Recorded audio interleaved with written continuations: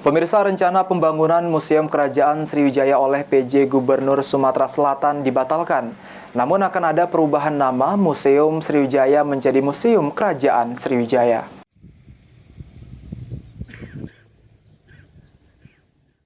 Setelah sebelumnya ada rencana membangun Museum Kerajaan Sriwijaya oleh pemerintah Provinsi Sumatera Selatan. Aufa Syahrizal, Kepala Dinas Kebudayaan dan Pariwisata Provinsi Sumatera Selatan mengatakan, rencana pembangunan tersebut dibatalkan lantaran membutuhkan biaya dan waktu yang cukup lama untuk membangun museum baru. Menurut Aufa, dengan adanya dua museum besar di Sumsel, yaitu Museum Balaputra Dewa dan Museum Sriwijaya, serta beberapa museum yang ada di Sumatera Selatan, nantinya pemerintah provinsi akan lebih mengoptimalkan dan mengembangkan museum yang ada. Nantinya, Museum Sriwijaya yang ada di Taman Purbakala Kerajaan Sriwijaya akan diganti nama dengan Museum Kerajaan Sriwijaya.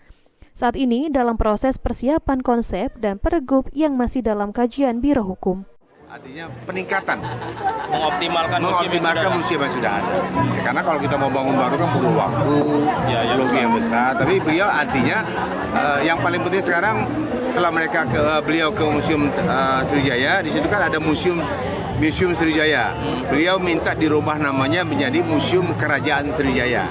Nah, sekarang sudah kita siapkan konsepnya, kita sedang siapkan pergubnya untuk perubahan nama dari Museum Sriwijaya menjadi Museum Kerajaan Sriwijaya.